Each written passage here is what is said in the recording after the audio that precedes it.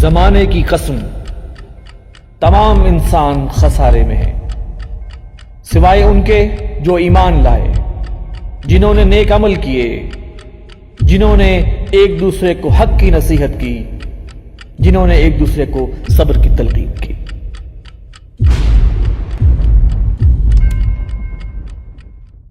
بسم اللہ الرحمن الرحیم۔ السلام علیکم ناظرین۔ 9/11 سانحے کو گزرے 15 سال ہو چکے۔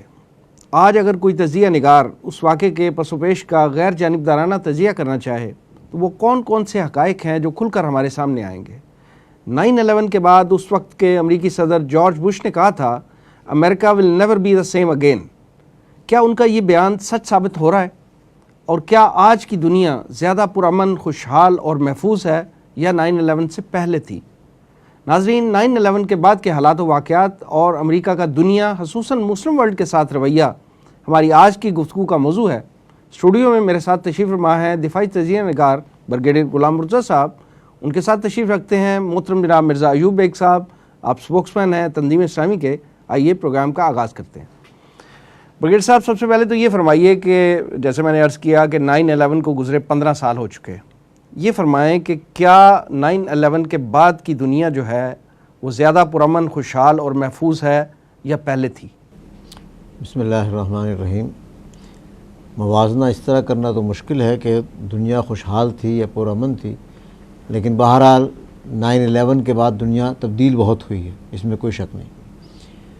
9/11 سے پہلے کہ اگر ہم دنیا کے اوورآل ایک جائزہ لیں تو افغانستان میں جب رشیا آیا تھا اس وقت دنیا بائی پولر شمار ہوتی تھی۔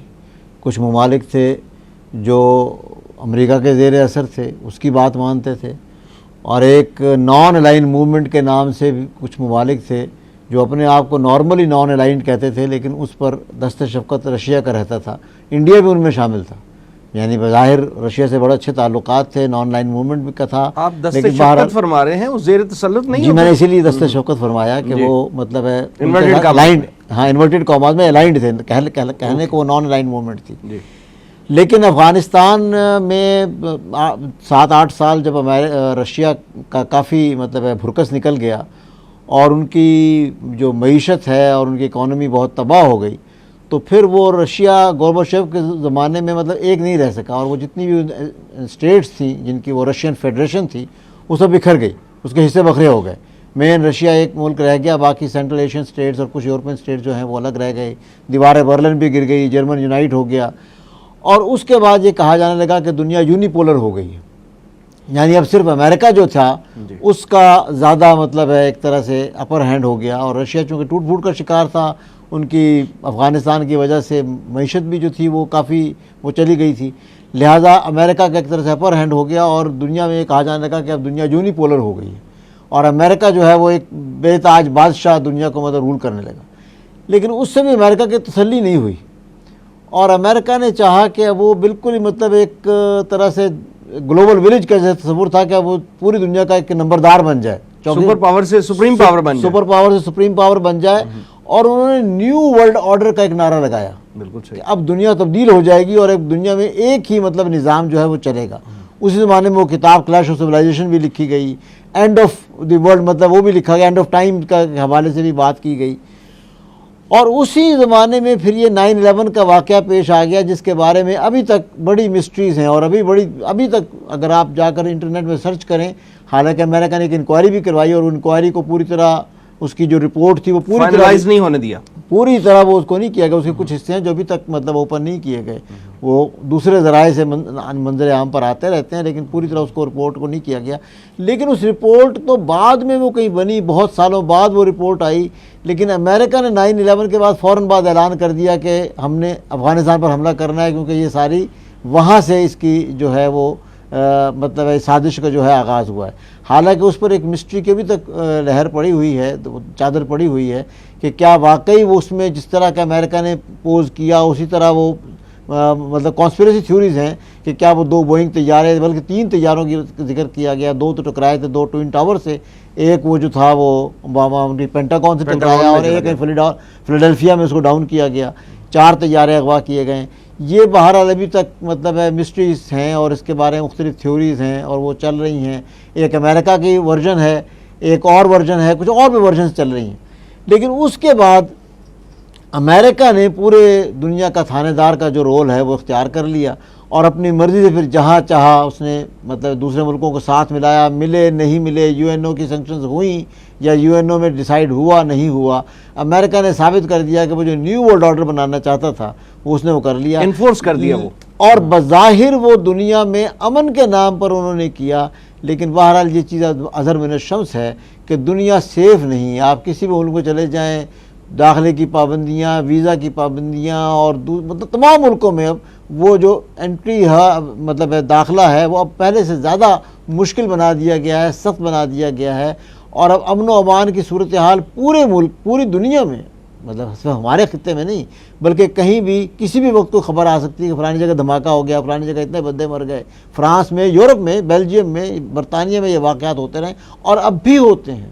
ہمارے خطے میں زیادہ ہو رہے ہیں لیکن باقی دنیا میں بھی بیگ صاحب سے بھی تجزیہ لیتے ہیں. ایوب بیگ صاحب آپ فرمائیں کہ دنیا 9/11 سے پہلے اور بعد آپ دنیا کو کیسے دیکھتے ہیں؟ بسم اللہ الرحمن الرحیم. وسیم صاحب، 9/11 کے بارے میں ہمارا مسلمانوں کا جو ایک نظریہ ہے وہ یہ ہے کہ یہ انسائیڈ جاب تھا اور خود ہی امریکہ اور اس کے ساتھ کی اتحادی قوتوں نے کروا کر مسلمانوں کے خلاف ایک محاذ کھولا. آپ نے فرمایا مسلمانوں کا یہ نظریہ ہے، تو as a whole Muslim world کا یہ کانسیپٹ ہے؟ کم از کم عوامی سطح پہ یہ ہے. میں حکمرانوں کی بات نہیں کرتا. حکمرانوں کے بھی ذہن میں یہی بات ہے. یہ بات الگ ہے کہ وہ اس کو کہنے کی جرت نہیں رکھتے. ٹھیک، ان کے وہ بھی جانتے ہیں لیکن وہ کہ یہ کہنے کی جرت نہیں رکھتے. دیکھیے، اسے ہمیں یوں دیکھنا پڑے گا، جس طرح سائنس اور ٹیکنالوجی میں امریکہ اور یہ یورپ، یہ امت مسلمہ سے اگر آپ یہ کہیں کہ صدیوں آگے ہیں تو یہ مبالغہ نہیں ہوگا. بالکل صحیح. اسی طرح یہ سیاسی منصوبہ بندی کے حوالے سے امریکہ اور دوسرے اس کے اتحادی ممالک جو ہیں وہ امت مسلمہ سے بہت آگے ہیں. یعنی آپ دیکھیے کہ 1945 میں جب ورلڈ وار سیکنڈ ختم ہوئی تو ایک سرمایہ دارانہ نظام ہمارے سامنے آیا، دنیا کے لے کر آئی. اس سرمایہ دارانہ نظام کے بارے میں یہ فیصلہ ہوا کہ اس کے اس وقت 2 دشمن ہیں. نمبر 1 کون؟ اشتراکی نظام. نمبر 2 اسلامی نظام. امریکہ کی منصوبہ بندی یہ تھی کہ ان دونوں نظاموں سے، یعنی جو سرمایہ دارانہ نظام کو چیلنج کرنے کی اہلیت رکھتا، اور کوئی نظام اہلیت نہیں رکھتا تھا سرمایہ دارانہ نظام کو چیلنج کرنے کی. یا تو اشتراکی نظام تھا جو اس وقت زوروں پر تھا، یا اس کے بعد اسلامی نظام میں یہ اہلیت تھی، اس میں وہ جان تھی کہ وہ کچھ کر سکتا تھا، اس کے پاس ایک پروگرام تھا، ایک لاہ عمل تھا. لہٰذا معلوم یہ ہوتا ہے، جو اب ان کی اسٹریٹجی دیکھی جائے تو یہ کیا گیا کہ اشتراکی نظام سے پہلے نپٹا جائے. اس لیے کہ اشتراکی نظام جن کے پاس تھا ان کے پاس قوت بھی تھی، یعنی روس اور مشرقی یورپ، ان کے پاس قوت بھی تھی اور اشتراکی نظام بھی تھا. لہٰذا امریکہ نے پہلے قدم کے طور پر یہ کام کیا کہ امت مسلمانوں کا اپنا اتحادی بنایا، ایک جھوٹ اور فریب گرا کہ تم ہمارے دوست ہو، انہیں اپنے ساتھ ملایا، انہیں اپنا اتحادی بنایا اور اشتراکی نظام کے خلاف ایک جنگ شروع کی. یہ اشتراکی نظام کے خلاف جنگ جو ہے وہ 80s میں 90 کے قریب امریکہ جیت گیا. جب افغانستان میں رشیا کو شکست ہوئی، سوویت یونین کے شکست و ریخت کا شکار ہو گیا، تو وہ اشتراکی نظام کے خلاف اس نے جنگ جیت لی. اچھا، اشتراکی نظام کے خلاف جنگ میں اس نے مسلمانوں کو مکمل طور پر استعمال کیا. جہاد کی جتنی احادیث امریکہ نے ہمارے سلیبس میں شامل کروائیں، امریکہ نے شامل، یہ آپ کے نظریاتی کونسل نے اس کا انکشاف کیا کہ ہم نے امریکہ کے کہنے پر اس میں شامل کی تھی جہاد کے بارے میں تمام حدیث. اور جہاد کا جتنا ڈنڈورا امریکہ نے پیٹا اس دور میں، کسی نے نہیں پیٹا. اور جس طرح جہادیوں کو ریڈ کارپٹ استقبال کیا جاتا تھا واشنگٹن میں، وہ اس کا تو آپ کے سامنے ایک تاریخ ہے کہ کس طرح ان کا واشنگٹن میں استقبال کیا جاتا تھا. لیکن اس وقت بھی ان کے ذہن میں یہ تھا، حالات اب بتاتے، ہمارے سامنے تو اب یہ سچویشن آئی ہے اور بعض ہمارے حکمرانوں کے سامنے تو شاید اب بھی نہیں آئی، کہ پروگرام یہ تھا کہ پہلے ان کی مدد کے ساتھ اشتراکی نظام کو ختم کیا جائے. جب اشتراکی نظام جو سرمایہ دارانہ نظام کو ایک چیلنج تھا، جو سرمایہ دارانہ نظام کی درندگی کے حوالے سے ایک ری ایکشن میں آیا تھا اشتراکی نظام، اس کو ختم کیا. اب وہ اس کو ختم کرنے کے بعد اب ان کے سامنے تھا اسلامی نظام. اس کے بعد لہٰذا ایک دم آپ دیکھتے ہیں کہ افغانستان کی جنگ کے بعد کایا پلٹ گئی. اب کوئی جہاد نہیں رہا، کسی کو یاد نہیں رہا، اب جرم بن گیا نا، اب جہادی فسادی کلانے لگے. اور یہ سب کچھ طے شدہ تھا. اسی طے شدہ کے حوالے سے کہ اب انہوں نے دوسرا چیلنج دیکھیے. آپ اس بات کے دنیا میں اس وقت 7 بینک ہیں ایسے جو تمام دنیا کی معیشت کو کنٹرول کر رہے ہیں. وہی 7 بینک جو ہیں وہ دنیا کی سیاست کو بھی کنٹرول کرتے ہیں. امریکہ کا صدر بھی وہی بناتے ہیں. ایوب بیگ صاحب، امریکی صدر نے 9/11 کے بعد کہا تھا America will never be the same again. ان کے اس بیان کا مطلب کیا تھا، مقصد کیا تھا؟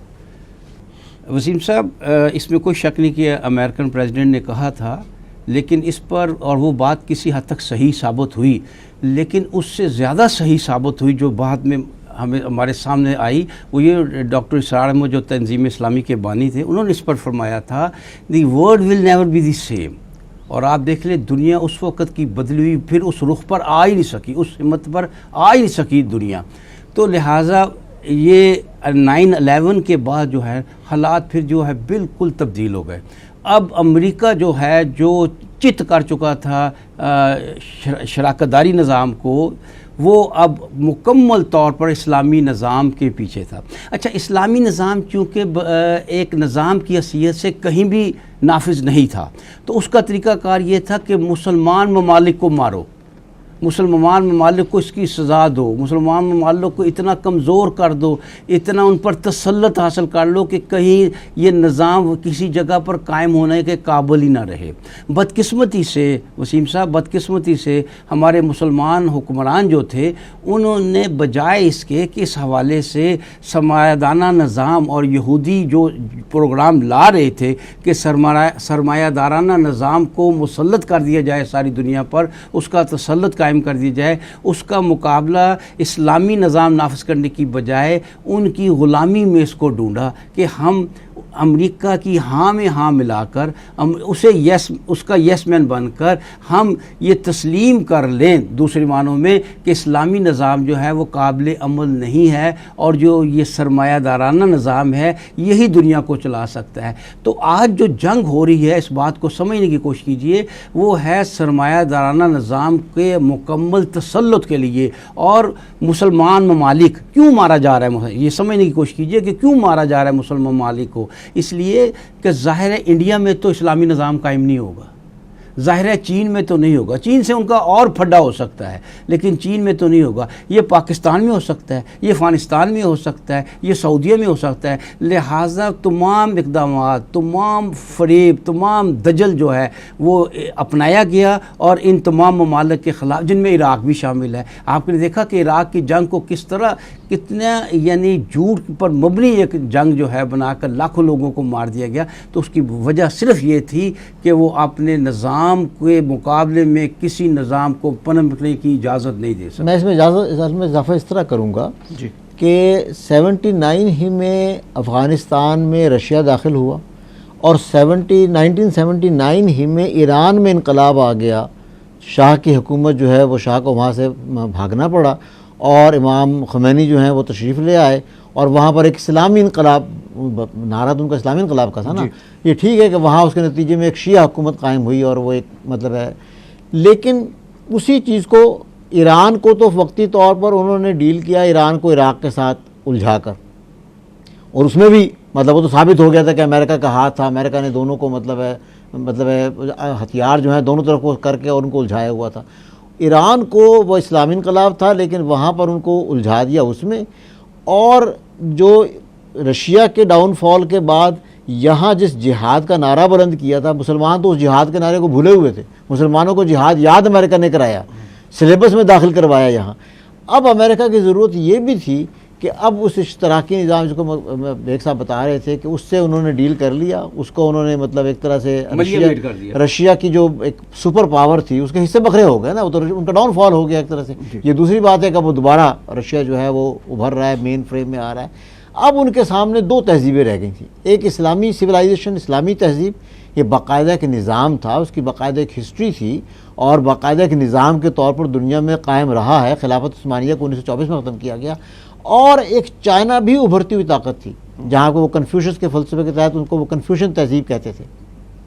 کنفیوشن تہذیب کو تو ان کا اتنا وہ نہیں تھا، اس لیے کہ ان کے ساتھ تو ان کا اکانومی کا وہ ریس تھی، اور وہ چائنا جو تھی وہ اکنامک سپر پاور بنتی چلی جا رہی تھی، جو کہ بن چکی ہے اب، اور امریکہ کو اس سے بڑا خطرہ ہے۔ لیکن تہذیبی لحاظ پر ویسٹرن سویلائزیشن جو ہے، جو ویسٹرن تہذیب ہے، اس کا اگر مقابلہ کسی تہذیب سے ہے، ثقافت سے ہے، تو وہ اسلام ہے۔ اور یہ جو افغانستان میں جو طالبان، افغانستان میں طالبان جو ہے وہ بالادستی اپنی تہذیب کی چاہتا تھا، اس کے لیے اس نے یہ سارا کیا۔ میں جس طرف آ رہا ہوں یہ ہے کہ 9/11 کے واقعے کی طرف ہم بات کر رہے ہیں نا، 9/11 کے واقعے سے پہلے ہوا یہ کہ افغانستان میں پہلے تو یہاں رشیا کے جانے کے بعد یہاں خانہ جنگی کی فضا ہو گئی، لیکن پھر جب طالبان کا ایک فنومینا ابھرا اور طالبان نے تقریباً 85 to 90% افغانستان کے خطے پر قبضہ ہو گیا، پہلے تو امریکہ خوش رہا کہ چلو ٹھیک ہے، لیکن جب انہوں نے دیکھا کہ وہاں باقاعدہ ایک نظام آ رہا ہے اور ایک اسلامی حکومت قائم ہو رہی ہے، کسی سے قرضہ نہیں لے رہے، وہ کسی باہر سے کوئی غیر ملکی امداد قبول نہیں کر رہے، اور باہر سے بہت سے لوگوں نے وہاں گئے اور امن و امان کی صورتحال دیکھی۔ پوپی کی جو اصل میں امریکہ اس کو ایک ہوے کے طور پر کھڑا کرتا ہے کہ افیون اور نارکوٹکس، وہ اب طالبان کے ایک حکم پر وہاں پر افیم کی اور پوپی کی فصل جو ہے بالکل ختم کر دی گئی۔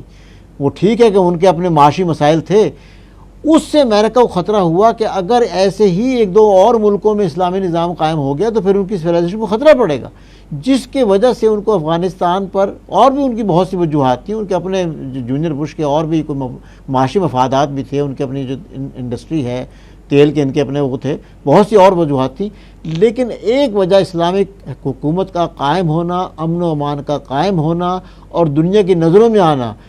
سعودی عرب، پاکستان اور کچھ اور مڈل ایسٹرن اسٹیٹس نے اس کو تسلیم بھی کر لیا تھا۔ یہ وجوہات تھیں جس کی بنیاد پر ان کو ایک ایکشن، ایسا اسٹیپ لینا پڑا جس کی بنیاد پر وہ مسلمانوں کو اور اسلامی سویلائزیشن کے اگینسٹ فوری طور پر آ جائیں۔ یہ جو جس کا ذکر کیا یلو تہذیب جو ہے چائنا، جاپان وغیرہ کی، اس کے بارے میں کلیش آف سویلائزیشن میں اس نے واضح پر لکھا ہے، اس کی اہمیت بتائیے، لیکن اس کے وہ کہتا ہے اس کا پھیلاؤ زیادہ ہے، اس میں جان کم ہے۔ اسلامی نظام میں یعنی امریکہ کو اس سے کوئی خطرہ نہیں ہے، ان سے خطرہ ہے، اس کو انہوں نے تیسرے نمبر پر رکھا ہے۔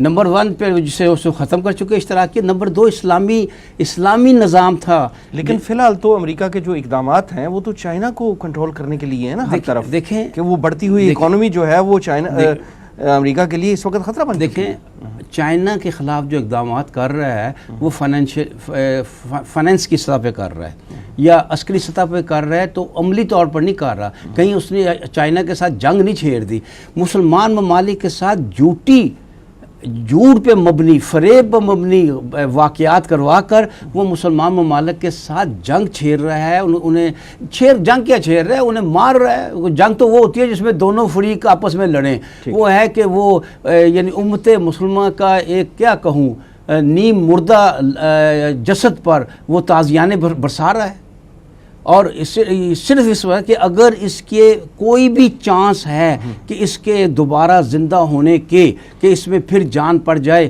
تو اس جان کو ختم کر دینے کے وہ در پہ ہے۔ وہ سمجھتا ہے کہ یہ وہ نظام ہے جو پہلے بھی دنیا میں کبھی چلا تھا، اور اس نے صدیوں میں نہیں سالوں میں وہ یورپ تک پہنچ گیا تھا۔ آج بھی اگر یہ نظام دنیا میں آ گیا تو یہ صدیاں نہیں لگے گا پھیلتے ہوئے، لہٰذا وہ جس طرح اس بات کو سمجھے صحیح سمجھا ہے۔ واقعتاً اگر اسلامی نظام کچھ ملکوں میں آ جائے، معاشی اس کی معیشت، اس کی معاشرت، تو دنیا میں ایک بہت ہی ہر شے کو، جسے صحیح معنوں میں انقلاب کا مطلب جو ہوتا ہے وہ سامنے آئے گا کہ ہر چیز بدل کر رہ جائے گی، اسی کو صحیح طور پر محسوس کرتے ہوئے۔ اور میں تو یہ بھی سمجھتا ہوں ذاتی طور پر کہ انہوں نے ہماری احادیث مبارکہ سے بھی استفادہ کیا ہے انہوں نے، اور اس کو درست سمجھتے ہوئے انہوں نے اپنا لائحہ عمل اس کے مطابق بنایا۔ ناظرین، 9/11 کے مسلم ورلڈ پہ کیا اثرات تھے، اس پر بات کریں گے ایک چھوٹے سے وقفے کے بعد۔ Stay with us, we'll be right back۔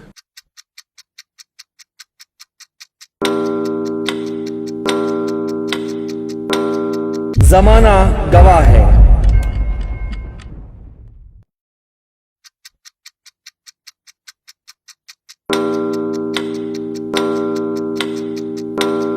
زمانہ گواہ ہے۔ ویلکم بیک ناظرین۔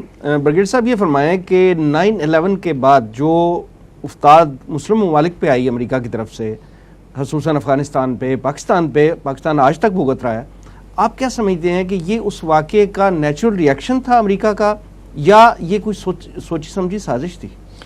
دیکھیں، فوری طور پر تو ایسے ہی ظاہر ہوا کہ 9/11 کا ایک واقعہ ہوا ہے، امریکہ نے کہا کہ امریکہ ہیز بین اٹیکڈ، امریکہ پر اٹیک کر دیا گیا ہے، اور انہوں نے فوراً ہی اپنا فیصلہ بھی صادر فرما دیا کہ اسامہ بن لادن بیٹھا ہوا ہے افغانستان میں اور اس نے یہ پلان کیا ہے، اور یہ القاعدہ نے پلان کیا، اور الٹیمیٹم دے دیے گئے۔ القاعدہ کا نام بھی دنیا نے پہلی دفعہ سنا، اس سے پہلے القاعدہ کا نام بھی اس طرح کبھی نہیں آیا دنیا کے سامنے، اور فوری طور پر انہوں نے طالبان کو الٹیمیٹم دے دیا گیا تو اس کو ہمارے حوالے کیا جائے ورنہ ہم آپ پر اٹیک کر دیں گے، اور پھر کوئی انتظار کیے بغیر فوراً ہی اس کے بعد فوراً بعد امریکہ نے جو ہے اپنی ورنہ نارملی ایک جنگ کی تیاری میں بڑا ٹائم لگتا ہے، اس کے فوراً بعد ہی امریکہ نے اپنے تمام جو ہیں وہ حربے ان کے جواب کو، ان کا جواب تو یہ تھا کہ ہم انہوں نے اپنے وہ ایک شورا میں اور علماء کے اس میں شورا میں فیصلہ کیا کہ ٹھیک ہے، انہوں نے فیصلہ بھی کیا کہ ان کو کہا جائے اسامہ بن لادن کو افغانستان چھوڑ دیں، اور انہوں نے امریکہ سے مطالبہ کیا کہ ثبوت ہمیں دیے جائیں تاکہ اس کی روشنی میں ہم کوئی ڈیسائیڈ کر سکیں کہ آپ کے حوالے کرنا ہے کہ نہیں کرنا، لیکن امریکہ نے کوئی کسی کی بات نہیں سنی اور فوراً افغانستان پر حملہ کا فیصلہ کر دیا۔ بظاہر تو یہ لگا کہ امریکہ نے جوابی کارروائی کی ہے کیونکہ امریکہ کی سرزمین پر حملہ ہوا ہے باہر سے، لیکن اب 15 سال گزر گئے ہیں اور بہت سا پانی پلوں کے نیچے سے گزر گیا ہے، اور اب جو جتنے بھی ایویڈنس نہ صرف ایویڈنس سامنے آیا ہے، جو حالات سامنے پیش آ رہے ہیں، اور اب ان کی اپنے ہاتھ سے گواہی ہیں۔ ٹونی بلیئر کے ملک میں اب جو ان کے خلاف ان کو انکوائری GIT رپورٹ، ان کی GIT رپورٹ ایک طرح سے بنی ہے، اس میں ثابت ہو گیا ہے کہ بہت سے کام جھوٹ پر مبنی، غلط رپورٹس نہیں بلکہ جھوٹ پر مبنی رپورٹوں کی بنیاد پر عراق پر حملہ کر دیا، عرب اسپرنگ کا وہ کیا گیا، لیبیا پر دھاوا بول دیا گیا، یورپی ممالک کو ساتھ ملا۔ عراق پر جو حملہ کیا گیا اس کے تو UN کا بھی کوئی متفق قرارداد نہیں آئی، امریکہ کا ایک طرفہ فیصلہ تھا اور برطانیہ نے اس کا ساتھ دیا۔ افغانستان میں آنے کے لیے تو پھر بھی کوئی UNO کا فیصلہ تھا اور بہت سے ملکوں کی فوجیں آئی تھیں، جبکہ عراق پر حملہ تو خالی برطانیہ اور امریکہ نے مل کر دیا، آسٹریلیا کو انہوں نے ساتھ ملا لیا تھا، بس 3 ملک سے۔ اب جو ایونٹ سامنے آئے ہیں تو یہ کھل کر بالکل بات سامنے آ گئی کہ یہ صرف مسلمان ممالک کا نقشہ چینج کرنے کے لیے، بلکہ اب تو یہ بات آ گئی ہے کہ وی ول چینج دی ورلڈ، نقشہ پورا میپ چینج کر دیں گے مڈل ایسٹ کا۔ پاکستان کے بارے میں جو حضرت سرائی ہوئی ہے، پاکستان کے نقشے کے بارے میں آیا ہے، اور جو کچھ اب شام میں ہو رہا ہے، عراق میں ہو رہا ہے، دی world is not the same again. اب تو وہ باتیں سامنے آ گئی ہیں اور ثابت ہو گیا ہے کہ یہ ایک پری پلانڈ چیز تھی۔ امریکہ میں ٹرمپٹ رسالہ جو ہے وہ نکلتا تھا 9/11 سے بہت پہلے، ان کے اگست کے شمارے میں یہ آ گیا تھا کہ the crusades are not over, they are not the matter of the past, the final crusade is yet to come, اور بلکہ جونیئر بش نے نام بھی لیا تھا کروسیڈ کا، بعد میں اس نے اس کی توجیہ کر دی کہ نہیں وہ منہ سے سلپ آف ٹنگ سے نکل گیا، لیکن انہوں نے تو کروسیڈ کا نام لیا ہے۔ اور کروسیڈ کیا تھی؟ عیسائی اور مسلمان ملکوں کی جنگوں کو کروسیڈ کہا جاتا ہے نا، تو اس کو فائنل کروسیڈ اس ٹرمپٹ جو رسالہ نکلتا ہے فیلاڈلفیا سے نکلتا ہے، اور اس نے 9/11 سے بہت پہلے ان کے رسالے میں یہ بات آ گئی تھی۔ جیسے بیگ صاحب نے کہا کہ جتنا حدیث ثابت ہو رہا ہے کہ یہ سوچی سمجھی احادیث جو ہیں فائنل جو اینڈ آف دی ورلڈ کی، وہ اتنی مسلمانوں جو ہماری احادیث ہیں، لگتا یہ ہے کہ اس کا مطالعہ جیوز نے اور کرسچن نے ہم سے زیادہ کیا ہوا ہے، اور وہ زیادہ تیاری کر رہے ہیں اس وقت کے لیے۔ یہ جو بات آئی ہے سامنے امریکہ کے جھوٹ کی اور اس کی بنیاد پہ جنگیں کرنے کی، تو یہ ایک تاریخی واقعہ ہے کہ جب اسامہ بن لادن کو حوالے کرنے کے لیے کہا گیا ہے، بڑی شرمناک بات ہے ایک عالمی قوت کے لیے کہ جب تو انہوں نے کہا 1000 علماء کی شورا طلب کی اور اس سے مشاورت کی ان کی، اور ان سے مشورہ طلب کیا ملا عمر نے تو ان 1000 علماء نے یہ مشورہ دیا کہ اسامہ بن لادن کو امریکہ کے حوالے تو نہ کیا جائے، لیکن اسے کہا جائے کہ افغانستان چھوڑ دے۔ اچھا، मैं खुद आईनी गवाह हूँ इस बात का कि जो ही ये फैसला आया, मैं उस वक्त टेलीविज़न देख रहा था, फौरी तौर पर अमेरिका के वाइट हाउस में तर्जमान ने प्रेस कॉन्फ्रेंस बुलाई और ये कहा, उन्हें ये इम्कान नज़र आ गया कि अगर इन्होंने उसामा बिन लादेन को वहाँ से निकाल दिया तो जंग मुसल्लत करने का हमारे पास क्या उज़र रह जाएगा, कोई जवाब ही नहीं रहेगा, कोई जवाब नहीं रहेगा। तो फौरी तौर पर वाशिंगटन ने एक प्रेस कॉन्फ्रेंस बुलाई तर्जमान वजारत ख़ारजा ने और कहा कि सिर्फ उसामा बिन लादेन का मसला नहीं है, हम अल-कायदा का नेटवर्क तोड़ना चाहते हैं और अल-कायदा का नेटवर्क तोड़ने के लिए अफ़गानिस्तान में अमरीकी फ़ौजें भेजना लाजम है। क्या मतलब इसका कि सब उसामा को निकाल लो, ये करो, सब बहाना था, सब इररेलेवेंट था, सब झूठ था, सब मकर था, सब फरेब था, सब गलत था। लिहाजा जो ही उन्होंने देखा कि उसामा को निकाला जा सकता है तो दूसरी बात कर दी कि हमें तो नेटवर्क तोड़ना है और नेटवर्क तोड़ने के लिए हमें आना ही है। जैसे ब्रिगेडियर साहब फरमा रहे थे कि गलत इंफॉर्मेशन और अदाद शुमार पेश करके और इस तरह जंगें जो है वो मुसल्लत की गई, आप ये फरमाएं कि इन गलत इदाद शुमार और जो इन्फॉर्मेशन पासन की गई एजेंसियों की तरफ से, मुख्तलिफ इदारों की तरफ से, तो उस पर जितना जानी और माली नुकसान हुआ है पूरी दुनिया में, लाखों लोग जो है मर चुके हैं और मर रहे हैं आज तक, उनके खिलाफ जो ज़िम्मेदारान हैं उनके खिलाफ कोई इंक्वायरी, कोई अदालती कमीशन आज तक क्यों नहीं बना? वो उर्दू की मिसाल सुनी नहीं आपने, जिसकी लाठी उसकी भैंस। तो ये दुनिया वैसे तो शुरू से ही ताकत अपनी एक हैसियत रखती है और अपनी बात मनवाती है, लेकिन आज के दौर में ताकत ने जिस तरह जुल्म दुनिया पे डालने शुरू किया हैं, आप देख रहे हैं कश्मीर में क्या हो रहा है, आप दुनिया में देखें, आप फ़लस्तीन में क्या हो रहा है, फ़लस्तीनी मरते हैं और फ़लस्तीनियों को ही मुर्द इल्ज़ाम ठहराया जाता है। तो ये तो असल मसला ये है कि सर जिसकी लाठी उसकी भैंस वाला कानून तो ठीक है, हाँ। वो तो माना जा सकता है कि एक यूनिवर्सल ट्रुथ है, वो चल रही है, हाँ। लेकिन जिसके पास लाठी है वही अदल इंसाफ का लंबरदार भी है। जी जाहिर है, इसलिए वो देखे ना, अमेरिका ने दुनिया पे सारी जंगें मुसल्लत की और अमेरिका के सदर को नोबेल प्राइज मिल रहा है अमन का। अमन का देखिए आप ये से कहते हैं ना, अमन का नोबेल प्राइज जो है वो अमेरिका के सदर को मिल रहा है। तो आप समझिए इसका मतलब ये है कि इंसाफ क्या है, जो ताकत कहे वो इंसाफ है और कमज़ोर जो है वो उस जुल्म का सहने का हकदार। यह तुरफा तमाशा नहीं है कि बरतानिया में तो इस मामले में एक उन्होंने तहकीकाती कमीशन बनाया और बाकायदा तहकीकात हुई कि जो फ़ौज भेजी गई है ये गलत रिपोर्ट पर भेजी गई है, इसका क्या नुकसान हुआ, मतलब चलें भारत जो कुछ भी है सही गलत, उन्होंने एक रिपोर्ट बनाई और उन्होंने अपने कम अज़ कम उन्होंने कहा जी 172 या 179 जो बरतानवी वहाँ पर हलाक हुए हैं उसका मुर्द इल्ज़ाम उन्होंने टोनी ब्लेयर को ठहराया। अमेरिका में कॉलिन पावल ने भी तस्लीम किया कि मुझे गलत झूठी रिपोर्ट दी गई थी, जिसकी बुनियाद पर वो उस वक्त सेक्रेटरी डिफेंस था उनका और एक बहुत जिम्मेदार था, और उसने बाद में हुकूमत से अलहदगी भी इख्तियार कर ली, जूनियर बुश के ज़माने में इख्तियार कर ली, इसी बात पर कि उसको एक झूठा बयान देना पड़ा। आज तक वहाँ कोई इंक्वायरी कमीशन इस बात पर नहीं बैठा। यही तो मैं कह रहा हूं, क्यों ऐसा क्यों है? क्या ये आप देख रहे हैं कि खुला बरतानवी रिपोर्ट में भी आप एक चीज़ देखें, उन्हें बहुत अफसोस है कि 179 बरतानवी मरे, लाखों इराकी मुसलमान मर जाए तो उसका कोई जिक्र नहीं है। उस रिपोर्ट में भी उन लाखों इराकी मुसलमान मरने का जिक्र नहीं है। कोई कहने का मतलब ये है, देखिए जो बात मैंने आगाज़ में की थी कि वो समझते हैं, असल में फिर वही मैं बात करूँगा, असल मामला निज़ाम का है, असल मामला जो निज़ाम की बालादस्ती का है और जो बहुत बड़े चंद घराने जिन्होंने दुनिया की मईशत पर कब्जा किया था, जो 7 बैंक चला रहे हैं, वो देखते हैं कि ये निज़ाम आदलाना निज़ाम इस्लाम का, अगर इसको ये क्या लफ्ज़ के लिए मैं इस्तेमाल करूँ, वो तो यही चाहेंगे ना इसको मलिया मेट कर दें, इसको दफन कर दें ना, कि और उसके लिए क्या ज़रूरी है, उसके लिए ज़रूरी है कि मुसलमान ममालिक और मुसलमानों को ख़त्म कर दो, वो बर्मा में मरे, वो फ़लस्तीन में मरे, वो कश्मीर में मरे, वो जहाँ मरे, ये इंसाफ है, इसी का नाम इंसाफ। ब्रिगेडियर साहब 15 साल गुजरने के बाद 9/11 के वाक़े का अगर हम गैर जानिबदाराना तजिया करें तो who is the beneficiary of this event? अगर मैं इसको इस अंदाज में बात कहूँ तो आपके लिए इंकशाफ होगा कि असल बेनिफिशरी जो है वो इजराइल है। वो कैसे? असल में ये न्यू वर्ल्ड ऑर्डर नहीं है, इसको भी बानी जो तंजीम इस्लामी उन्होंने एक ज्यू वर्ल्ड ऑर्डर कहा था। ये ज्यूस तादाद में तो बड़े कम हैं, लेकिन फ़रंग की जो है वो जान जो है वो पंजा यहूद में है। वो बात है कि असल में जो वो बैंकों का भी जिक्र ये कर रहे हैं कि जो कंट्रोल करने वाले हैं وہ اصل میں وہی وہ راس چائلڈ فیملی والی تھیوری ہے کہ یہ سارے بیسیکلی زائنسٹ ہیں. اور وہ جو جس ٹرمپٹ کا میں نے رسالے کا حوالہ دیا تھا اس میں بھی ان پر تنقید کی گئی تھی کہ اصل میں یہ جو ایک پیچھے سے امریکہ کی تعلیم، امریکہ کی جو معیشت ہے وہاں بینک آف امریکہ کوئی چیز نہیں ہے.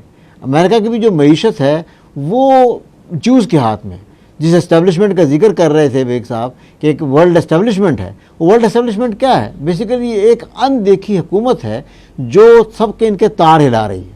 اور امریکہ میں کوئی پریزیڈنٹ آ جائے، وہ اوباما آ جائے یا اس سے پہلے کوئی بش فیملی تھی یا کوئی، اگر وہ اسرائیل کے خلاف کوئی ایک قدم اٹھانے کی کوشش کرتے ہیں فوراً ان کے خلاف کوئی اسکینڈل سامنے لے آیا جاتا ہے اور پھر وہ مطلب اپنی جو ہے وہ قدم پیچھے واپس ہٹا لیتے ہیں. یہ بنیادی طور پر بینیفیشری تو وہ ہیں لیکن وہ سامنے نہیں آ رہے. جتنی بھی اسرائیل کی مخالف قوتیں تھیں جن سے ان کو خطرہ ہو سکتا تھا ان کو انہوں نے ایک ایک کر کے سب کا مطلب ان حکومتوں کا تیا پانچا کر دیا ہے. لیبیا، آپ عراق کو دیکھ لیں، صدام حسین کے خلاف وہ WMD weapons of mass destruction کا ہوا کھڑا کر دیا گیا. شام کچھ بھی نہیں تھا، اردن کہاں ہے، اب مصر کہاں ہے. ایک یہ پاکستان کے پاس جو ایک پاکستان نے نیوکلیئر وہ صلاحیت حاصل کر لی ہے اب اس کے درپے ہوئے ہیں. اصل میں تو وہ ہیں پیچھے سے، لیکن انہوں نے آگے رکھا ہوا ہے امریکہ کو. اور امریکہ سے بھی اب ہو سکتا ہے کسی وقت ان کو مطلب ان کے اپنی وہ رسیاں جو ہیں وہ کھینچ لیں اور کہیں اور ان کو لے جانی پڑیں کیونکہ اب ان کے لیے ایک ابھرتی ہوئی طاقت جو ہے چائنا سامنے آ رہی ہے. لیکن فی الحال بینیفیشری تو وہ ہیں، لیکن جو مطلب ہے مطعون ہے وہ امت مسلمہ ہے کہ جن کے حکمران جو ہیں وہ پہلے ہی مطلب ان کی گود میں تھے. یعنی مظلوم بھی وہی ہیں اور مطعون بھی وہی ہیں. جو بہرحال کچھ وہاں پر مسلمان ممالک میں جہاں جہاں ان کو ریزسٹنس کی پاکٹس نظر آئیں بنیادی طور پر یہ ان پاکٹس کو ان کا کلا کما کیا جائے. یہ اسرائیل کا جو انہوں نے کہا ہے بینیفیشری ہونے کا، میں سمجھتا ہوں بالکل درست ہے. اسرائیل 9/11 کی آر میں اسرائیل اپنے تمام اہداف تقریباً تمام اہداف حاصل کر چکا ہے سوائے دو میری نظر میں. ایک تو اور وہ اب اس کے درپے ہے. ایک تو وہ جو ایکسٹینشن آف اسرائیل ہے، گریٹر اسرائیل جی. وہ ہونا باقی ہے اور وہ اسی کی آر میں ہوگا. اور دوسرا پاکستان کا ایٹمی نظام جو ہے، آپ کا ایٹمی تنصیبات جو ہے، پاکستان کی ایٹمی طاقت جو ہے، وہ یہ دو اہداف ابھی حاصل نہیں ہوئے. یہ سب کچھ اس وقت جو کیا جا رہا ہے اس وقت وہ یہ پاکستان کے حوالے سے یا فلسطین کے حوالے سے وہ اب ان دو اہداف کو حاصل کرنے کے لیے کیا جا رہا ہے. اصل میں ذاتی طور پر یہ سمجھتا ہوں کہ جب افغانستان پر حملہ کیا گیا تھا تو اسرائیل کی یہ خواہش تھی، یہ آبزرویشن ہے، غلط ہو سکتی ہے، آبزرویشن کے غلط ہونے کے امکانات ہوتے ہیں. اس وقت مقصد یہ تھا کہ دونوں ہی کو لپیٹ میں لے لیا جائے، افغانستان اور پاکستان کو. اگرچہ ہم یہ کہتے ہیں اور ہم برملا کہتے ہیں کہ مشرف نے اس وقت جو کیا وہ غلط کیا، لیکن یہ ہے کہ ان کا بھی پروگرام یہ تھا کہ اگر وہ نہ انکار کرتے ہیں تو پاکستان کو بھی پہلے حلے ہی میں اس میں لے لیا جائے. یعنی پاکستان اگر امریکہ کا فرنٹ لائن اتحادی نہ بنتا تو افغانستان اور پاکستان دونوں نشانہ ہوتے. دیکھیں اس میں الفاظ کا فرق ہے. جی، فرنٹ لائن اتحادی بعد میں بنا ہے جس طرح کا امریکہ چاہتا تھا اور وہ مشرف کی ایک سنگین غلطی تو تھی. ضرورت سے زیادہ بن گیا نا جی. ضرورت جتنا ان کا مطالبہ تھا اس سے بھی جتنا وہ زیادہ ایکسپیکٹ کر رہے تھے اس سے بھی زیادہ بن گیا. ایک بڑی سنگین غلطی تھی، تباہ کن غلطی تھی. لیکن یہ کہ ایک پروگرام یہ تھا ان کا بھی کہ اگر وہ سفید انکار کر دیتا تو ان کا پروگرام محسوس یہ ہوتا ہے کہ یہ وہ پہلے حملے میں بھی پاکستان کو بھی اس لپیٹ میں لینا چاہتے تھے. اس کا یہ ہرگز مطلب یہ ہے کہ مشرف نے جو کیا درست کیا، وہ اس کو کسی اور انداز میں کر سکتے تھے جس کا بیان کرنے کی اس وقت ضرورت نہیں ہے. وہ اس کو کسی اور انداز میں اسی مقصد کو یعنی پاکستان کو بچانے کا مقصد جو ہے وہ کسی دوسرے انداز میں حاصل کر سکتے تھے. لیکن انہوں نے مکمل سرنڈر کر کے جو ہے پاکستان کے لیے تباہی کا راستہ کھول دیا. ناظرین 9/11 کے حوالے سے بات چیت جاری رکھیں گے ایک چھوٹے سے وقفے کے بعد. Stay with us, we'll be right back.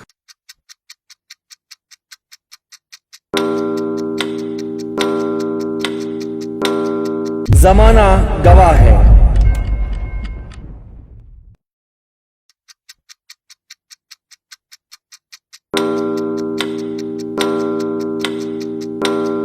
زمانہ گواہ ہے. ویلکم بیک ناظرین. برگیڈ صاحب یہ بتائیں کہ امریکہ کی ایک روایت ہے، وہ ایک بت تراشتا ہے، ایک ہوا کھڑا کرتا ہے اور پھر اس ملک کے خلاف کارروائی کا آغاز کر دیتا ہے. مطلب جیسے آپ نے خود بھی کہا پہلے کہ WMD کا اس نے بت تراشا، عراق پہ حملہ کر دیا. 9/11 کے بعد اسامہ اور القاعدہ کا بت تراشا اور حملہ کر دیا. عرب سپرنگ مڈل ایسٹ کے حوالے سے آپ دیکھ لیں کہ وہاں پہ اس کو قذافی صاحب کیا کہہ رہے تھے، اس کو حسنی مبارک کیا کہہ رہا تھا، صرف یہ کہ اپنی بالادستی قائم کرنی تھی، اپنے لوگوں کو وہاں پہ لانا تھا، عرب سپرنگ کا ڈول ڈال دیا. اور اس کے بعد آپ دیکھیں کہ داعش کا نام لیا اور البغدادی کا نام لیا. شام کے 5 لاکھ لوگ جو ہیں، شام کی 20% آبادی جو ہے تہس نہس ہو گئی ہے، اور بالفعل شیعہ سنی وہاں پہ لڑائی جاری ہے، جو امریکہ کا ایک بڑے عرصے سے مقصد تھا. یعنی یہ امریکہ کا یہ رویہ، یہ طرز عمل، یہ ہوا کھڑا کر کے مسلمان ممالک پہ جو ہے یلغار کر دینا، ایسا کیوں ہے؟ دراصل جنگ کے اصول تو ہمیشہ سے یہ رہے ہیں. جو بھی طاقت جس کو کوئی حکومت ہو یا کوئی سربراہ ہو، کوئی بادشاہ ہو پرانے زمانے میں، جس کو ذہن میں کوئی طاقت کا نشہ چڑھ جائے، وہ ہمیشہ اپنے کمزور پر حملہ کرنے کے لیے کوئی نہ کوئی بہانہ تلاشا کرتا تھا. وہ بچپن سے ایک کہانی ہم لوگ پڑھتے آتے ہیں، بھیڑیے اور وہ ایک بھیڑ کے بچے والی، وہ دنیا میں بالکل اسی طرح چلتی ہے کہ جو طاقتور ہوتا ہے وہ کوئی نہ کوئی ہوا کھڑا کرتا ہے، کوئی بت تراشتا ہے، کوئی بہانہ بناتا ہے اور اس بہانہ بنا کر کمزور پر حملہ کر دیتا ہے. تو وہ تو امریکہ پر بھی بالکل اسی طرح فٹ آتا ہے. چیز یہ ہے کہ اپنے مقاصد حاصل کرنے میں کہاں تک کامیاب ہوا. 15 سال ہو گئے ہیں، ابھی تک امریکن فوج جو ہے وہ افغانستان میں انوالو ہے، وہاں سے نکلی نہیں ہے. یہ الگ بات ہے کہ لاکھوں، مطلب ان کو تو اس کا کوئی غم نہیں ہے نا کہ شام میں 5 لاکھ بندے جو ہیں وہ ان کی کتنی تہائی آبادی جو ہے وہ ختم ہو گئی ہے اور کتنی وہاں سے ہجرت پر مجبور ہو گئی ہے. کتنے بچے جو ہیں وہ میڈیٹرین کے کنارے پر جو ہے وہ ایک بچے کی تصویر آئی اور وہ یورپ نے ان کو اپنے اندر کچھ امیگرینٹس کو اور کچھ لوگوں کو داخلہ کی اجازت دے دی. وہ ایک الگ بات ہے. امریکہ نے کی طرف سے کوئی اپولوجیٹک بیان، کوئی افسوس کا بیان آیا کہ اس نے اتنے بندے مار دیے ہیں، ان کو اس بات کو غم نہیں. وہ اپنے مقاصد حاصل کر رہے ہیں. جیو اسٹریٹجک پوزیشن جو بنانا چاہتے ہیں دنیا کی، وہ نیو ورلڈ آرڈر یا وہ جیو ورلڈ آرڈر کی، اس پر وہ پوری طرح مطلب گامزن ہے، اس راستے پر چلے جا رہے ہیں. اس کے نتیجے میں مصر میں کی حکومتوں میں کیا ہوا، لیبیا میں کیا ہوا جس کا آپ نے ذکر کیا، عراق اور شام، بلکہ جو اب اسلامی ممالک بچے ہوئے ہیں، آپ کا کیا خیال ہے کہ ان کے بارے میں کوئی سعودی عرب اور ایران سے انہوں نے ایران کے بھی جو نیوکلیئر دانت ہیں وہ نکال دیے، ان سے بھی ایک معاہدہ ہو گیا. اسرائیل کو ادھر سے بھی خطرہ نہیں رہ گیا. لہٰذا اب تو یہ ہمیں سوچنا چاہیے، غور کرنا چاہیے کہ ہماری امریکہ کے ساتھ کیا پالیسی ہونی چاہیے. آپ کے علم میں ہے کہ امریکہ جو کچھ وہ وار آن ٹیرر کے حوالے سے امداد بھی دیا کرا، اب تو اس میں پابندی لگا دی، اب تو وہ بھی نہیں دے رہے. ہمارے F-16 بھی روک لیے انہوں نے، نہ پیمنٹ نہ تجارے. تو دراصل امریکہ تو اپنے اسی ایجنڈے پر جو ہے وہ چلا جا رہا ہے. ہمیں سوچنا چاہیے کہ ہماری اسٹریٹجی کیا ہونی چاہیے. ہم اس وار آن ٹیرر میں جو ہم پر مسلط کر دی گئی ہے اور جس کے ہمیں نے بہت نقصان اٹھایا ہے، اپنے مطلب فوجی بھی جو ہیں ہمارے بہت شہید ہوئے ہیں، اس کے علاوہ ہمارے سویلینز بھی ہوئے ہیں، ہلاکتیں ہوئی ہیں، اور ابھی تک مطلب ہم اس چیز کو جو ہے لے کر چل رہے ہیں. اور امریکہ نے ثابت کر دیا، ہم سے منوا لیا کہ تمہاری اپنی جنگ ہے، اور خود پیچھے سے نکل بھی گیا. تو یہ چیزیں تو بہرحال اب وہ طاقتور جو ہوتا ہے وہ ویسے بت تراش کر اپنے مقاصد تو حاصل کرتا ہے. ٹھیک ہے ایوب بیگ صاحب یہ فرمائیں کہ یہ جو میں اس میں اضافہ نہ تھوڑا سا کر دوں. جی امریکہ کی اس وقت صورتحال ایک جس طرح کوئی اذیت پسند انسان ہوتا ہے نا، جی بصیت قوم اس وقت مسلمانوں کے حوالے سے اس کی اذیت پسندی کا معاملہ یہ ہے. میں سمجھتا ہوں کہ اس وقت وہ مسلمانوں کو صرف مار نہیں رہا.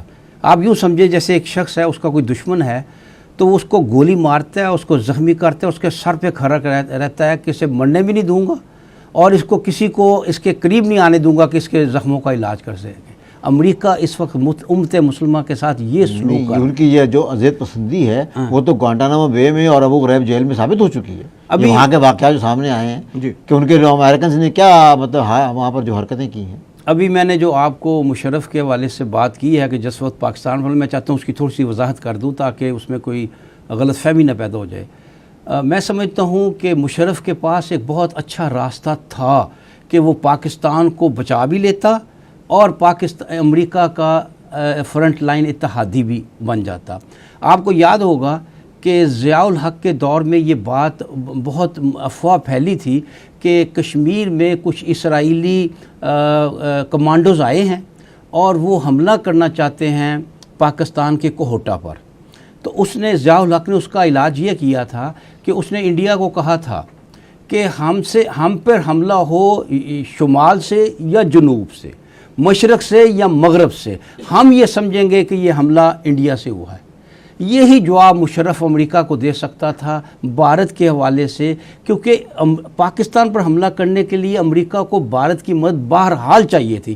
تو بھارت کو اگر مشرف یہ پیغام بھیج دیتا کہ ہمارا جواب تمہیں ہوگا، تو میں سمجھتا ہوں امریکہ کبھی حملہ نہ کرتا۔ کیٹیگوریکلی یہ بتائیے کہ اگر مشرف صاحب جو ہیں اس وقت امریکہ کو اسٹیٹ وے نہ کر دیتے کہ جی ہم امریکہ کا فرنٹ لائن اتحادی نہیں بنیں گے، تو امریکہ زیادہ سے زیادہ کیا کر لیتا؟ میں نے عرض کیا آج تک نارتھ کوریا کا کیا کر سکا ہے؟ وہاں پہ غربت ہے، بجلی وہاں پہ نہیں ہے، برے حالات ہیں، امریکہ اس کا کیا بگاڑ سکا ہے آج تک؟ پاکستان کے خلاف زیادہ سے زیادہ کیا کر سکتا تھا اگر پاکستان اسٹیٹ وے انکار کر دیتا فرنٹ لائن اتحادی بننے کا؟ دیکھیں میں یہ عرض کر رہا ہوں کہ فرنٹ لائن اسٹیٹ وے انکار کرنے سے بہتر یہ طریقہ تھا جو ضیاء الحق نے استعمال کیا، وہ زیادہ بہتر تھا۔ دیکھیے شمالی کوریا بھی کوئی ایٹمی قوت نہیں تھا، امریکہ یہ تو کر سکتا تھا نا کہ ہماری ایٹمی تنصیبات کو تباہ و برباد کر دیتا۔ زیادہ بہتر پوزیشن میں ہے نا پاکستان، تو اس سے بہتر پوزیشن میں ہے، تھریٹننگ پوزیشن میں ہے۔ سنیے نا، امریکہ یہ کر سکتا تھا کہ ہماری ایٹمی تنصیبات کو تباہ و برباد کر دیتا اور پھر ہمارے لیے بھارت سے مقابلہ کرنا مشکل ہو جاتا۔ اس کا حل ہی یہی تھا کہ اسے آغاز میں کہہ دیتے کہ یہ امریکہ اور ہمارا مقابلہ نہیں ہے، یہ انڈیا کا اور ہمارا مقابلہ ہے، اور تو پھر آپ دیکھتے کہ انڈیا امریکہ سے کہتا کہ پاکستان کو۔ اس وقت آپ کیا سمجھتے ہیں کہ امریکہ اور انڈیا کی رشتہ داری اتنی گاڑی ہو گئی تھی کہ وہ انڈیا کو تھریٹ ملتا تو امریکہ جو ہے اپنے مقاصد سے باز رہتا؟ امریکہ کی رشتہ داری انڈیا سے 62 میں بڑی گاری تھی، جب چائنا کے ساتھ اس کی اس وقت بھی امریکہ ان کو بچاؤ کے لیے سارا امریکہ نے بچایا تھا۔ اور جب امریکہ جب سے ہمارا اتحادی ہے ہندوستان کی مدد کرتا رہا ہے، بنیادی مدد ہندوستان کی کرتا رہا ہے، اور ہماری جو ہے وہ ظاہری باہری مدد کرتا رہا۔ مشرف صاحب نے بھی یہ پلی لیا تھا کہ اگر ہم اپنا کندھا پیش نہ کرتے تو امریکہ جو ہے افغانستان پر حملہ کرنے کے لیے انڈیا سے مدد لے لیتا، اور ہمارے لیے بڑا آسان تھا کہ ہم انڈیا کو کہتے تھے کہ اگر تم نے اپنا کندھا پیش کیا تو ہم تم پر حملہ کریں گے۔ یہ بات تو سامنے آ چکی ہے کہ ہم بچ جاتے۔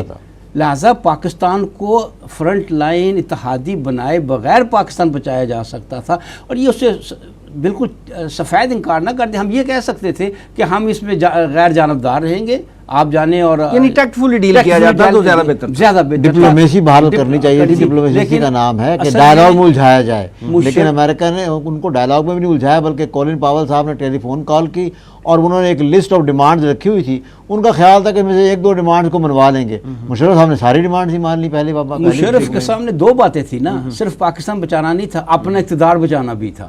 تو یہ بعد میں پھر جتنی پسپائی، جتنی شرمناک پسپائی مشرف نے اختیار کی ہے، وہ صرف اپنا اقتدار بچانے کے لیے، اور امریکہ آگے بڑھتا چلا گیا اور ہم پسپائی۔ اصل میں انہوں نے ایک اپارچونٹی دیکھی نا مشرف صاحب نے۔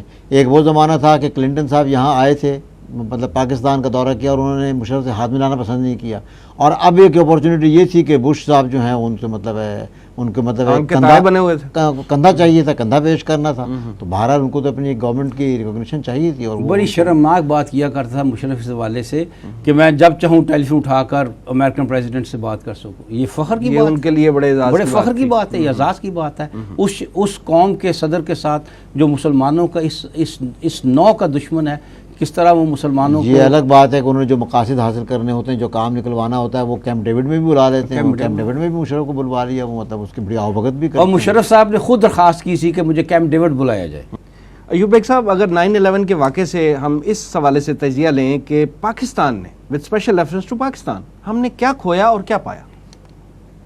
دیکھیں، اگرچہ ظاہری طور پر پاکستان کا تو 9/11 سے کوئی تعلق نہیں تھا، نہ امریکہ نے نام لیا پاکستان کا کہ کسی پاکستانی کا تعلق تھا، اس وقت کے موسٹ وانٹڈ لسٹ میں کوئی پاکستانی شامل ہی نہیں تھا، نہ پاکستان کی سرزمین استعمال ہوئی۔ لیکن پھر وہی بات میں کہوں گا نا کہ اصل میں امریکہ کو پاکستان کا مسئلہ بھی ہے، لیکن بعد میں اصل میں مسئلہ تو امت مسلمہ کا ہے کہ امریکہ نے امت مسلمہ کا ہر رکن، یہ پاکستان دیکھو رکن ہے نا امت مسلمہ کا، ایک ملک ہے، معاف کیجیے گا، اس کو تہس نہس کرنا ہے۔ لہٰذا یہ پایا کیا اور کھویا کیا، میں سمجھتا ہوں یہ پانے والی بات تو اگر آپ صدر مشرف صاحب سے بھی سابق صدر کریں کریں تو وہ بھی شاید جواب نہ دے سکے کہ کیا پایا. تو میں کیا جواب دوں گا کہ پاکستان نے کیا پایا. پاکستان نے تو صرف نقصان ہی نقصان پایا, کسی طرح کوئی فائدہ کسی بھی صورت میں. اور مجھے اچھی طرح یاد ہے کہ مشرف صاحب نے جو 4 پوائنٹس گنائے تھے کہ ہمیں معیشت میں فائدہ ہوگا, ہمیں کشمیر کاز پہ فائدہ ہوگا, ہماری ایٹمی صلاحیت جو ہے اس میں اضافہ ہوگا, اور ہمارے ملک کی سالمیت جو ہے وہ محفوظ ہو جائے گی. آپ یعنی امریکہ کا ساتھ دینے کی اور ریوارڈ کے ہوا طور پہ. کیا, عملاً ہوا کیا, یہ اس وقت 4 اس نے گنوائے, عملاً کیا ہوا. میں سمجھتا ہوں یہ بات کہنے سے زیادہ دیکھنے کی ہے. آپ پاکستان کے حالات دیکھ لیجئے, پہلے 15 سال پہلے کیسے تھے اور اب کیسے. کوئی دہشت گردی کا نام و نشان تھا؟ کوئی اس طرح پاکستان میں بم دھماکے ہوتے تھے؟ پاکستان کی معیشت کا یہ حال تھا؟ کہیں نہیں. پاکستان نے کشمیر سے اس طرح ہاتھ اٹھائے تھے جس طرح 2005 کی جنوری میں مشرف نے کشمیر کے حوالے سے ہاتھ اٹھا دیے تھے, اور پاکستان کے ایٹمی تنصیبات کبھی اتنے خطرے نہیں. لہٰذا پاکستان کا پانے والا معاملہ تو میں یقین سے کہہ سکتا ہوں کہ اگر مشرف میں کوئی رتی بھر بھی دیانتداری کا کوئی معاملہ ہے, یعنی گین کچھ نہیں کیا پاکستان نے, لاس ہی لاس. پاکستان لاس ہی لاس, اور صرف پاکستان ہی نہیں, امت مسلمہ نے بھی سارا لاس کیا. اور سب سے بڑی بات یہ ہے کہ پاکستان کے بہت سے لوگوں کو, بہت سے معصوم لوگوں کو, یعنی نہ صرف پاکستان بلکہ اسلام کے حوالے سے لوگوں کو بہکا دیا گیا ہے. جیسے اسلام ایسے دہشت گردی کو اسلام کے ساتھ جوڑ کر, جیسے اسلام میں دہشت گردی ہے, جیسے کہ اسلام دہشت گردی کو پرووک کرتا ہے, جیسے اسلام جو ہے وہ ایک ایسا مذہب ہے جس میں دہشت گردی جو ہے وہ ایک اس کا حصہ ہوتا ہے. یہ تصور دے, ہمارے بہت سے, خاص طور پر ہمارا یہ بہت زیادہ پڑھا لکھا جو طبقہ ہے, جو بہت زیادہ ہی پڑھ لکھ گیا ہے, اس میں اس کو یہ بات سکھا دی گئی. لہٰذا ہم اس حوالے سے اسلام سے بھی دور ہوئے. یہاں کیا پہلے کوئی کھل کر کہہ سکتا تھا جو بات آج اسلام کے خلاف کہی جا رہی ہیں؟ کیا حکومت اور یہ اس طرح کہہ سکتی تھی پہلے کہ لبرلزم جو ہے ہماری بنیادی پالیسی ہے؟ نہیں. لہٰذا ہم نے ہر حال میں ہر شے کھوئی ہے, کچھ پایا نہیں. مال ہم نے کھویا, کشمیر ہم نے کھویا, سیکورٹی ہم نے کھوئی, اور اسلام سے تعلق ہم نے کھویا. یعنی کھوئے سے مراد ہے ہم اس سے دور ہوئے. پہلے کبھی اسلام کے حوالے سے جو ہمارے سیکولر لوگ ہیں ان کو اس طرح کی باتیں کرنے کی ضرورت نہیں ہوئی تھی جس طرح آج ہوئی ہے. ٹھیک ہے. ایوب بیگ صاحب اور بریگیڈیئر غلام مرزا صاحب, آپ دونوں حضرات کا بہت شکریہ. ناظرین, یہ تھا آج کا پروگرام. آج کے لیے اتنا ہی. اس پروگرام کا فیڈ بیک ضرور دیجیے گا. ہمارا ایڈریس ہے media@tanzeem.org. اگلے پروگرام تک کے لیے اپنے میزبان وسیم احمد کو اجازت دیجیے. اللہ نگہبان.